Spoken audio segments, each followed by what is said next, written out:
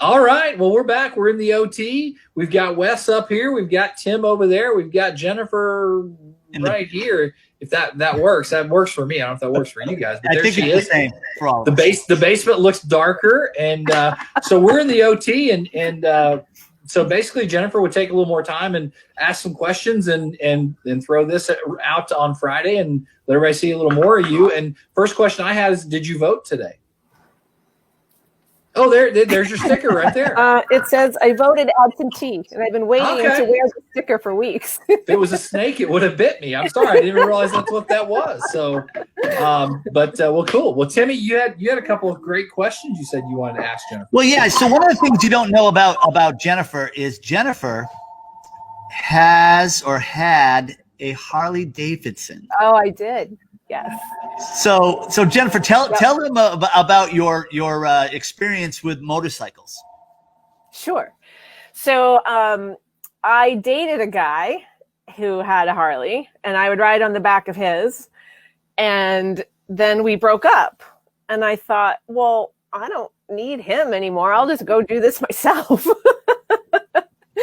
So an interesting part of the story, Tim, I don't know if you know this, but I actually made a pitch to the Harley Davidson company to start a blog for women that would just explain the process of going from not a rider to a rider. And I asked them for basically a one summer sponsorship of a bike. You know, could you let me use a bike? Because I didn't want to buy one. And they said no. However, they did like my enthusiasm, and they gave me a gift certificate, like a $400 voucher to go take a class at one of their schools. So I was very eager and excited to do this, and it was really cold in Maine. It was April. I'm like, the sooner I get my lesson, the sooner I can be out riding. So I drove to New Hampshire. I think it was like April 9th, and it was still 30-something degrees, but they had their courses available sooner than the main courses did. So I took my class, and then I bought my own bike, and I kept it for 3 years until I decided that was enough. Wow. I was going to say, when did you sell your bike? Yeah, it's been a couple years now. I wanted to ask you, you intrigued me a little bit with talking about, you had a job, and then you decided you were going to do this life coach thing. And was that scary as hell? Yep, it sure was. I had no plan. Yep. I just knew that I couldn't do this corporate job anymore.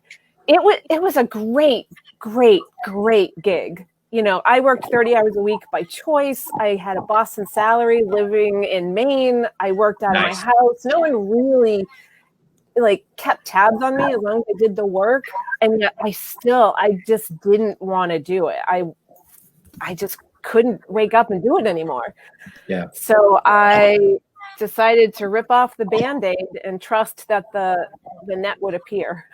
And I just, I guess, hey, was there a day that you were just like the light bulb went off, number one, and then number two, was it obviously it was something that was in you that you where did that come from? I think I had a moment of frustration on one particular Friday. I mean, I think I'd been ruminating about it for a while. And on that Friday, I really wanted to give my 2-week notice, but I talked myself into sleeping on it over the weekend. And so I ruminated a little bit more and just decided, this feels right.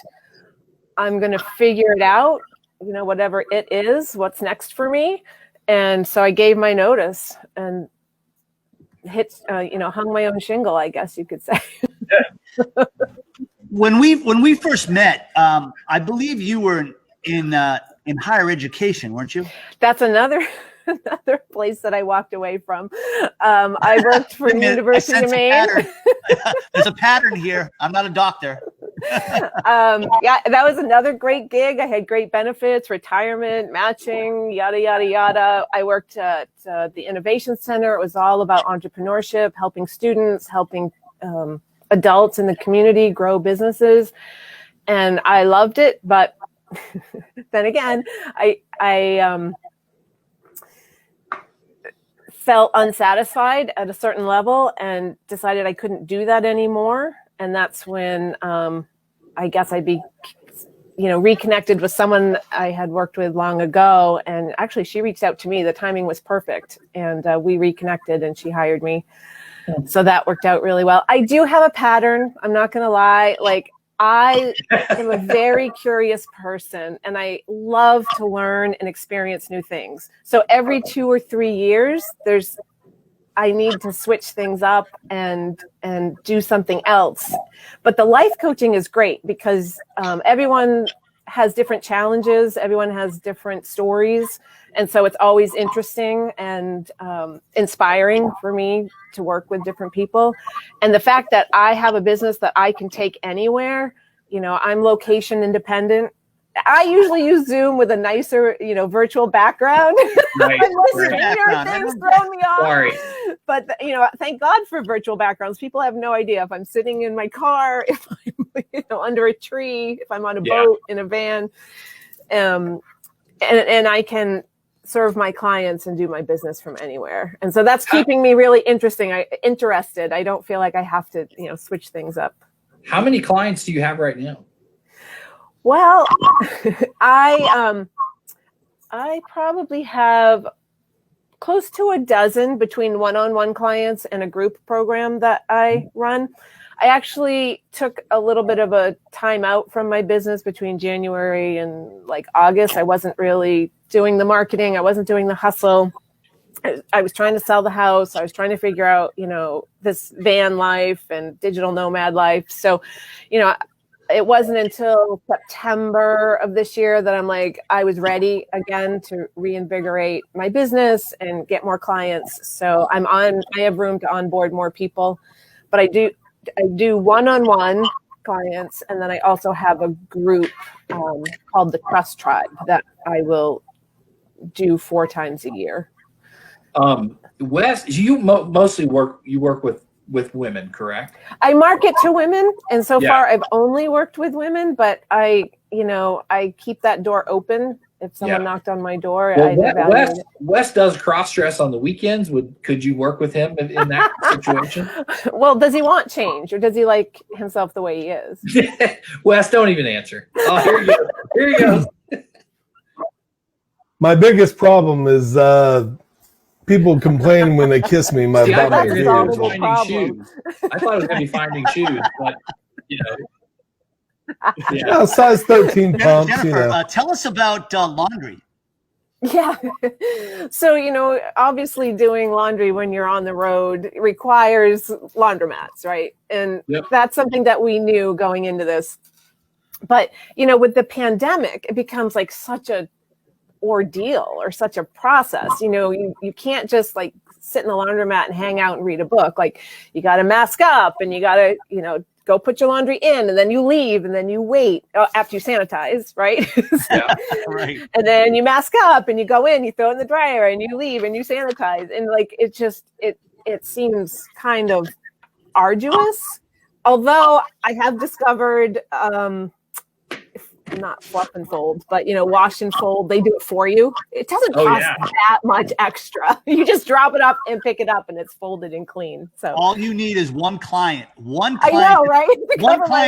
One client to talk to while that's going on. It pays for itself. I know, exactly. Talk to Wes. And they fold like you could never fold. Hey, Jennifer, what are you insecure about? That question.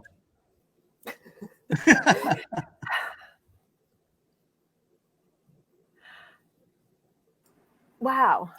No one's She ever already asked told you, that. Eric. It's her background. I feel There you go. That's it. She doesn't have a about, everything. I've taken enough leaps and landed on my feet enough times that I really feel like no matter what gets thrown at me, I'm going to be okay. I often use the analogy that life is like a hurricane.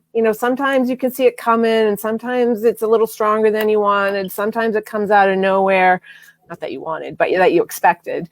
And, I really feel like self-trust, and sometimes it's devastating, right? But the self-trust muscle is knowing that no matter how windy and how far you're, like if you're a tree, you're going to bend over, like you're going to be okay. Like the hurricane will pass, the sun will shine again, you'll stand back up, no matter whether that life event was divorce or loss or Love it. empty nest, all of those, love, relationships, all of those things that people struggle with.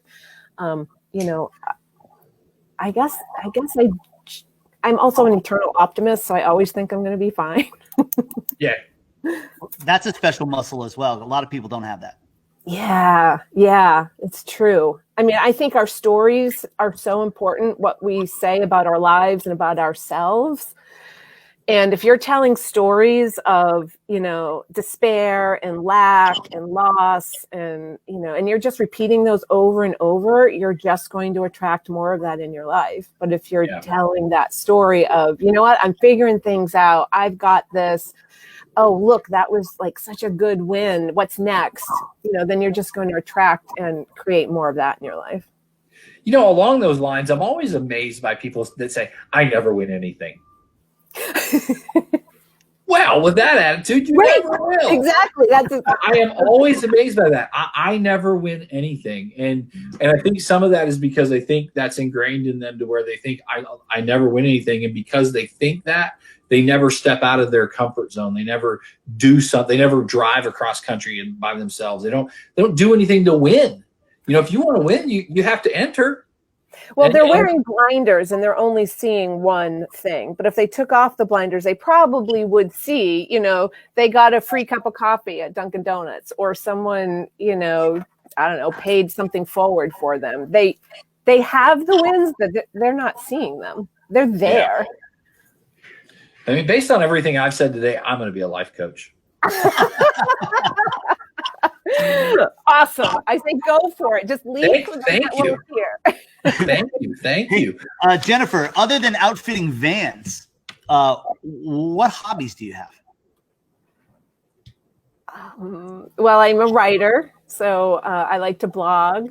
I started painting this summer. I'm not a painter, but I got out the paint. It's kind of like finger painting. Like who cares what shows up on the page, right? It was just fun and enjoyable. I love spending time in the woods and going on walks and hikes. Oh, there's the van. What is that? The star? Is that your logo? Does it represent something? Yeah, I don't know. Not near the tire, but near the back of the van.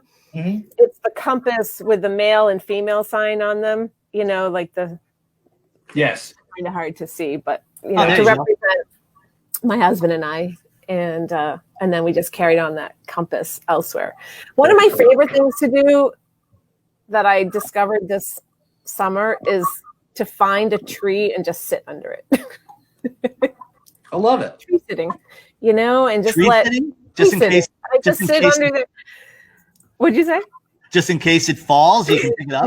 Nope. It's a way to connect to the earth and feel grounded and be in nature and listen to the leaves. And, sometimes I work, sometimes I just meditate or sit there and think about the world going by, I guess. I recommend it. Highly recommend it. I would sit there and be on social media the whole time. So yeah, that is a muscle that you have to work on. And that's the one I know, it's really big. That one I want. Wait, was that a compliment, or I'm not sure what you meant by that?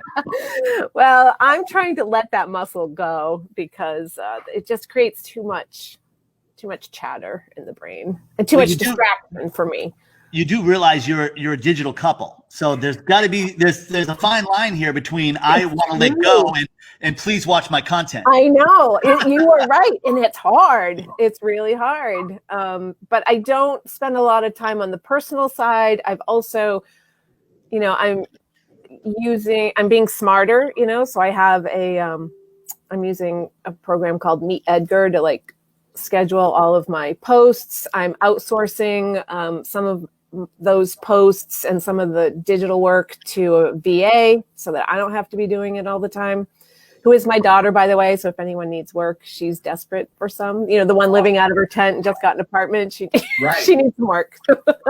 She's really good at what she does. Where can people find her? Just reach me. I'll connect you. Okay. She's on And what Etsy. does she do? She's an artist. This is how she wants to make her way in the world, and she does murals. She does. Oh gosh, she's gonna kill me. Like geometric art. I think her Instagram is Omni Artistry. But anyway, if anyone's interested, Anyway, we'll cut that out. she's out in Colorado right now. She's not watching. Yeah, I know. She's be like, Well, Mom. because Jennifer doesn't want to be seen on social media, we will not boost this video. The post. We will put in there. Please do not comment or do not message. Please leave this life coach who needs business alone. I'm still using my Facebook business page, okay? I'm reverting back to MySpace. So I have one final question. Been looking at other platforms though, like MeWe is supposed to be a little more private and secure and not telling you stuff, and Telegram is supposed to be also more secure, and so these are platforms that I'm exploring and are interested in using, but being an early adopter, it's a little hard to get people to follow you right away. Right, because there's nobody there. My final question for you: what's your favorite pizza? Veggie. Okay. Good answer. I used to be a health coach before I was a life coach. There we go. All right. Well, that's cool. Timmy, you got anything else? Yeah, my last question is: we know it's Florida, it's Rhode Island, then it's Florida. Where's the place you want to go the most in your van? Oh my gosh! Well, everywhere. Besides Weston's house. Everywhere, does that count? But we're hitting the pause button to see how this election unfolds, see what kind of unrest we have. I'd like to zip over to Pittsburgh. My mom just moved out there. My brother lives there. Before I head south, because I think I mentioned Keith is going by boat. It's going to take about 30 days. I'm going to be in a vehicle, so I have a lot more flexibility. So I'd like to see some family, then head south. In the winter, we talked about zipping out. I say zipping like it's nothing, out to Arizona.